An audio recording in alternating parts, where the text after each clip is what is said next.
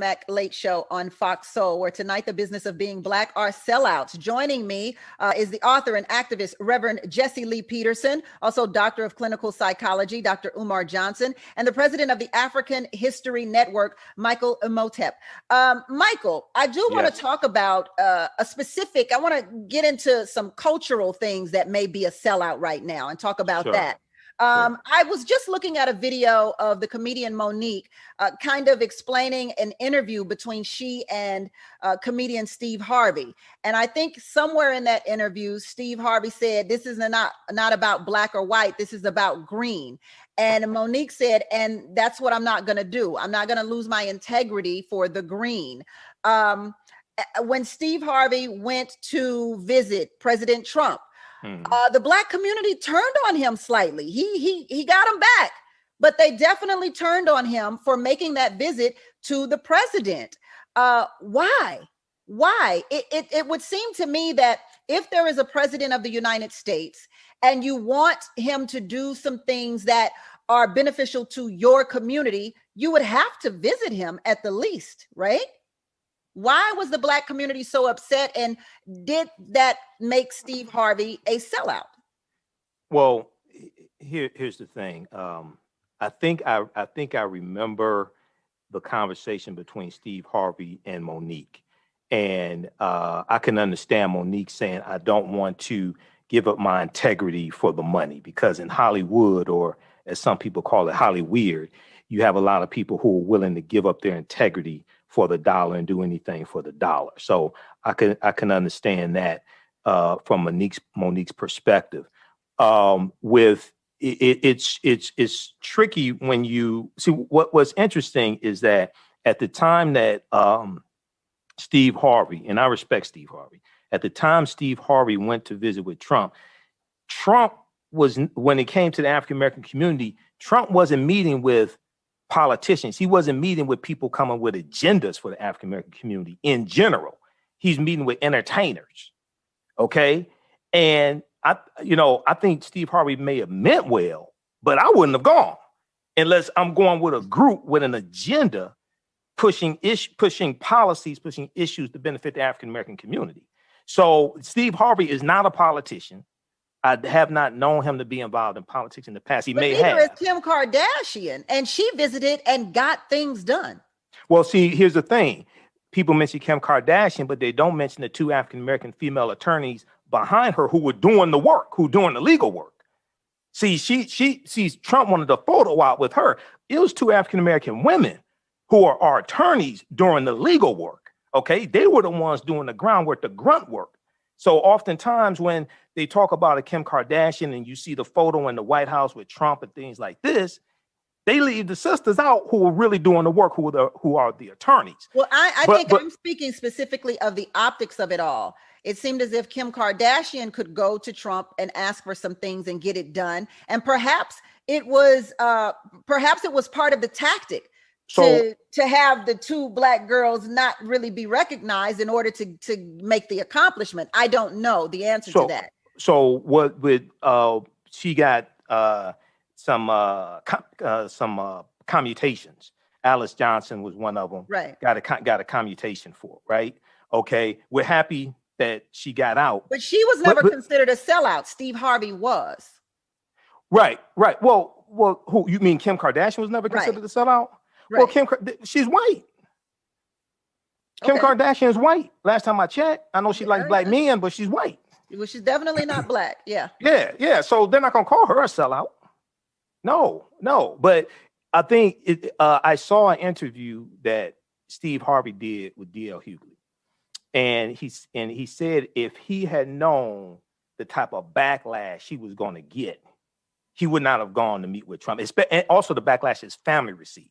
Okay, but once again, if you're gonna go meet with somebody like that, Trump, whoever, you're gonna meet with that, you don't want to go as an individual. You want to go with a group that has an agenda to empower African Americans, as opposed to, because Trump likes to be seen with Black entertainers, Black hip hop artists. Okay, his name was mentioned. I can't remember, something like 100 times or 200 times over the course of 20 years, something like that, in hip hop songs. Okay, So Trump liked to be around that, all right, and use those photo ops. So we have to be smarter than that. Dr. Umar, Michael says he wouldn't have visited Trump. I'm curious to know, would you have? Yes, I would have. It is important that we as African people always speak truth to power when given an opportunity. I didn't have an issue with Black people meeting with President Trump, but what I did have an issue with, as Brother Michael is saying, is who we allowed to meet with President Trump. Steve Harvey has no history of political activism in the Black community. Steve Harvey has no history of speaking up to the white power structure on behalf of Black people.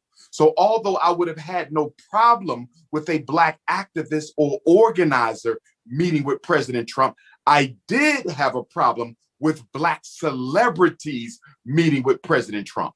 That was the issue. And would as you it consider relates to them sellouts? Say that again. Would you consider them sellouts? Who? Steve Harvey and there's another one I'm thinking of.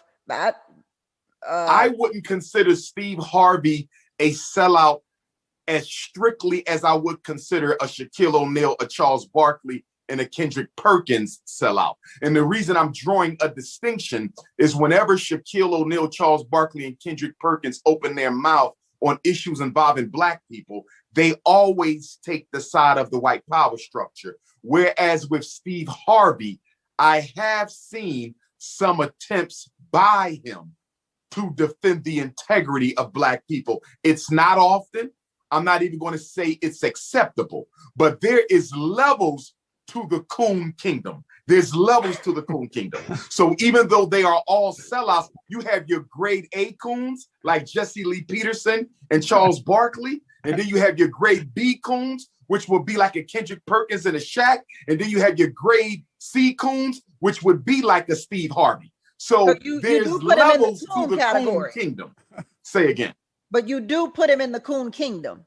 I would put Steve Harvey in the COON kingdom, but he wouldn't be grade A like Jessy Lee Peterson and Charles Barkley. And the other thing I wanted to say quickly, Tammy, with Kim Kardashian, that was a perfect example of racism on the part of the white power structure who says, I would rather hear a white woman articulate the issues of incarcerated Black females. Now you have hundreds of Black women who fight for the liberation of incarcerated sisters every day. I can run off organizations all day long, but instead of meeting with Black women who are in the trenches doing the work, we are instead going to let a privileged white woman articulate the issues for Black people. And Sister Tammy, that was dangerous that Black women supported Kim Kardashian being their mouthpiece, because what it does is it reinforces an old stereotype that Black people are not intellectually sound enough to articulate their own issues and that they need a white person to do it. We should never celebrate a white person being selected to represent our issues. It should always be someone who looks like us. That should be a part of the code. That should be part of the code. Go ahead, Michael. Jessy, we're coming right to you. Go ahead, Michael. Just a quick clarification. I didn't say I wouldn't go to meet with Trump. I said I wouldn't go by myself. I would go with a group of people a group of African Americans who have a political agenda, who have an agenda to get something for our people. I wouldn't just go by myself, and I wouldn't go for a photo op. Absolutely. Reverend Jessy. Yes. You're a part of the COON kingdom, he says. That's right. You know, you just heard the voice of a beta male. That made no sense of what the doctor said and what Michael said. It's sad to see that most Black people believe that they're all the same because of their color. They're not looking at their true self. They are a spirit created in the image of God. They don't know that. They're going by colors.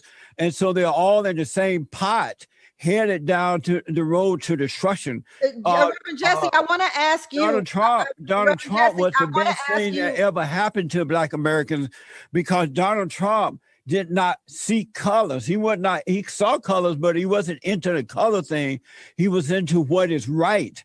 And that's why he was able to help Black people more so than any other president that we have had in the last, I don't know how many years, right? Obama was the worst, by the way, but Donald Trump was the best. I call him the great white hope because he made America great again. Black people went to work. They started buying homes and starting families and things like that because of Donald Trump. But these people like Dr. Umar and Michael, they're into their color. They're in a fallen state. They're weak males, and they cannot see. They can't see that Donald Trump was a man of God. He was a conservative, Christian, straight white man who loved what's right. And he wasn't into the color. That's why Kanye West and other Black men and women who met with the president, they respected him because he was not into color. He gave Black university more money than anybody else, and all they did was misuse it. He did more to help the Blacks than anyone else. We're going to take a quick break and come right back on the Tammi McLeod Show on Fox Soul. Okay. Tammi Mac. I'm just like, oh my God, my third grader needs a training bra. What the hell is going on? 6 p.m. Pacific.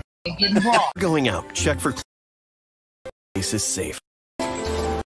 Did you know that he made this? He's like, I can hear them old senators now. Welcome back to the Tammi McLeod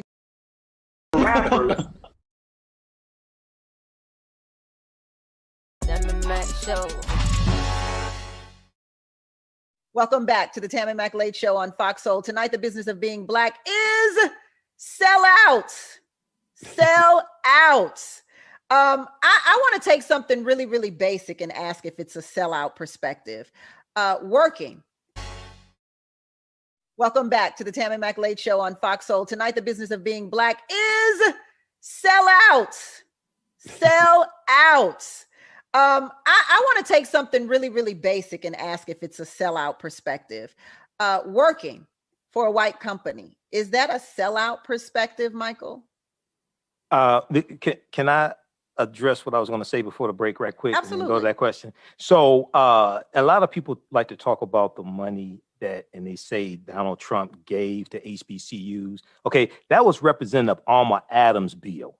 Okay, that bill passed, but another Black woman that doesn't get credit. White people take the credit for what she did. Stop that bill passed. The black woman, That bill Stop passed the House of Representatives. Woman. That bill, please, sir, don't interrupt me. I didn't interrupt you. Don't make that bill passed the House of Representatives. It passed the U.S. Senate. It had a veto-proof majority in both the House and the Senate, which means even if Trump vetoed the bill, the Congress would have overrode his veto and it still would have become law. Okay, so some people want to give Trump all the credit for that. That was her bill, and she gets no credit for that. It was a bipartisan bill. It was going to pass through anyway. Not only was it going to pass, it had a veto-proof majority. So regardless of what he did, it was still going to become law.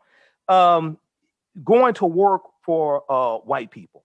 I've worked for white corporations. I work for African-American-owned businesses. Somebody who's trying to take care of their family, be responsible, take care of their family. If they work for a white corporation, or a white company or something like that, I don't look at them, okay, you're a sellout because you work for a white company. Now, if they are, I don't want to use certain terms, if they are putting on a minstrel show at work, see, that's something different, okay? You can work for a white company, but not put on a minstrel show. Just because somebody works for a white corporation, the other thing is, when we look at these corporations, General Motors, I live here in Detroit. Lived in Detroit almost 50 years. I'll be 50 in June. General Motors, Ford, Chrysler. The money we spent on GM cars, all that stuff, we paid for all those jobs. So as far as I'm concerned, we should have jobs at all different levels of these companies that we spend money with, but bring that money back to the African American community. You guys need to stop begging, man. Bring that money back to the black people. Please, sir, don't interrupt. Talk about yield, Jessy. Michael, stop begging. Bring that money back to the African American community. Stop begging, Michael.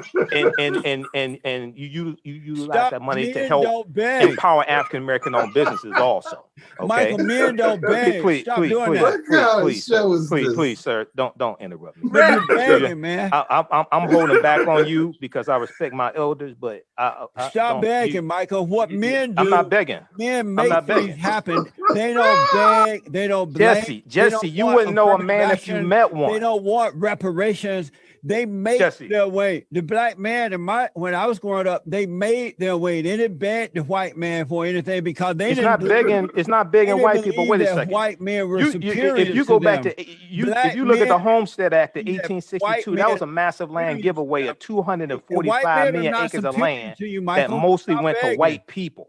Okay, if you want to talk about how white people got over in this country, it was by stealing the land, reallocating the land, enslaving African people for 246 years, Those are passing laws that disenfranchised us, locked us out of voting. Then after the Civil War and after Reconstruction, 1877, because I always notice black conservatives is two things you don't want to talk about. One, you don't want to talk about the compromise of 1870. No, you interrupted me. All don't you're say doing excuse is making you. excuses. No. Slow down. You sound like a female. Slow down. I know you catering to the white people that donate to your show. But there's two things that black Republicans don't want to talk. And I'm not against black Republicans. I have friends that are black Republicans. You don't want to talk about the compromise of 1877, which was the compromise between the Republicans and the Democrats. And the Republicans agreed to remove the Union troops out of the South that reinstituted the Jim Crow laws, and the Union troops were protecting the rights of the newly freed slaves to a certain extent, because that's what the Democrats wanted. And you don't want to talk about the Lily White movement of 1928, which was the effort of Republicans to push African Americans out of the Republican Party and get Herbert Hoover elected as president in 1928. Now, if you want to have that conversation, we can have that conversation. It's not going to turn out the way you think it's going to turn out. Michael, it's time to stop asking for freebies. I understand the women doing that because you ever studied the Farmers Home Association 1930? I understand why women are doing it, but hold on, Michael. You're going to talk about the $26 billion that white farmers got from the Trump administration, and black farmers got 1/10 of 1% freebies. Michael, I understand the women doing Jesse, that is a good question. That is, he doesn't want to deal with that. Jesse, that is a good question. So let's answer that question. You say that black people want freebies, but Michael just talked about a huge freebie for the white farmers. Are we not gonna? We're just gonna gloss past that? There were black farmers who got money too. They got 1/10 of 1% or $26 billion. She asked me the question. Whoa, hold on. Hey, they got 1/10 of 1% of $26 billion. They got $20.8 million. Tammi, as I was saying, there were black people who received the money too, and what Michael is talking about happened over 100 years ago or so. And those days, in 2020 under Trump. That just happened last year, Reverend Jesse. Where you been? There were black people who received it last year too, but you're not hearing about that. But what I want to tell you, Tammi, it's time out for black people to stop begging. I'm sick of it. We can make our own way. Black people can make their own way if they get up and do it. That's why we have to overcome this cultural thing, because blacks who are into their culture, they think that all blacks are just like them, begging and blaming and whining and talking about 150 years ago and all that. Why not live now? The blacks didn't do that when I was growing up, especially black men. They need to stop begging for freebies. America is an amazing place, right? And whatever you want to do in this country, you can do it. You can make it. That thought. Okay, yes, that is true. That is so true. I'll have to agree with you on that, Reverend Jesse. Whatever you want to do in this country, you can do. Yeah. Dr. Umar, earlier you talked about, black men shouldn't date white women. Frederick Douglass was labeled a turncoat by many African Americans because he married a white woman. He was also criticized for his willingness to work with slave owners to seek a peaceful end to slavery. So what are your thoughts on that? Was Frederick Douglass a sellout? Let me take the second point first, that Frederick Douglass was willing to work with slave owners to bring a peaceful close to slavery. That is incorrect. Frederick Douglass had always maintained that slavery would not end except with blood. If there was any collaboration with slave owners, it was in discussion, because Frederick Douglass at one time worked with William Lloyd Garrison, who used moral persuasion as the primary weapon to end slavery.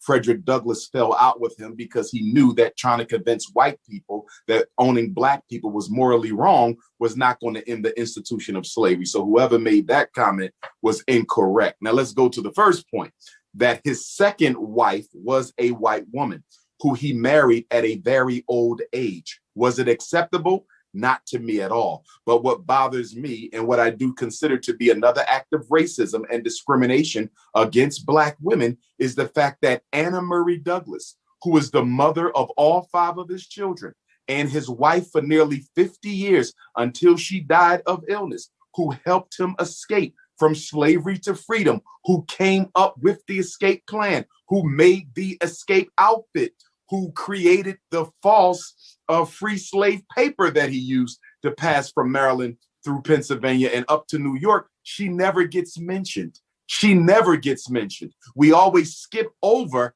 Anna Murray Douglass, his lifetime partner, for the white woman who he married just a few years away from the grave himself. I don't accept it. Important.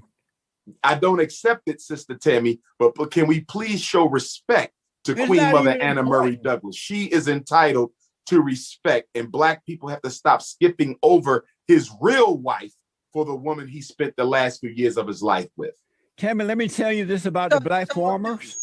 So do you farmers think are getting a huge freebie from the USDA today, right? According to the Washington Post, $5 billion of Biden's stimulus package is going to benefit Black farmers, but they still going to be begging. It's not going to satisfy them because it's not the lack of material things that Blacks are having a problem with. It's the lack of moral character. Blacks are immoral, not all, but most.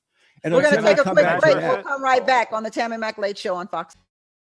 Welcome back to the Tammi Mack Late Show on Fox Soul. I want to thank my guests, Michael Imhotep and Reverend Jessy Lee Peterson and Dr. Umar Johnson. Michael, I want to talk about your podcast, the African History Network. What is that all about? The African History Network show. Well, I'm on 6 days a week. We focus on educating, empowering, and inspiring people of African descent throughout the diaspora and around the world. We deal with current events, politics, history, a number of different things. People can visit my website, AfricanHistoryNetwork.com, AfricanHistoryNetwork.com for more information.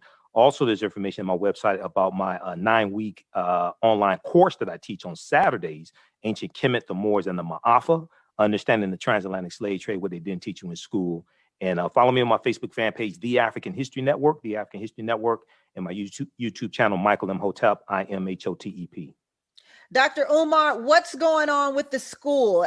Where can we contribute? What can you tell us about it, or is there something else you'd rather discuss tonight? Oh, that's fine. Brothers and sisters who want to support the renovation efforts at the Frederick Douglass and Marcus Garvey Academy can do so on the Cash App at $FDMG School. I repeat, on the Cash App, $FDMG School. Also on PayPal at paypal.me/FDMG Academy. I will also be speaking in Las Vegas on the 14th of May, Oakland the 15th of May, Los Angeles the 16th of May, Palm Springs the 22nd of May, South Bend, Indiana the 23rd, Fayetteville, North Carolina, June 4th, Statesville, North Carolina, June 6th, Juneteenth, Atlanta on the 19th, Detroit, Michigan, Preschool Educators Conference, June the 18th, and Louisville, Kentucky, Marcus Garvey birthday celebration on August the 14th.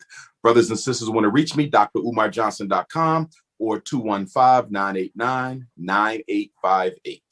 You know your whole schedule, your whole tour by heart. I don't even know. Were you reading that, officer? How do you know that? You have to know it by heart. Don't forget Hartford, Connecticut, June 26th, Nashville, Tennessee, July 17th. Okay. I think I'm going to have to meet you in LA since that's where I am. So Yes, ma'am. And they can order the new book as well at drumarjohnson.com. Reverend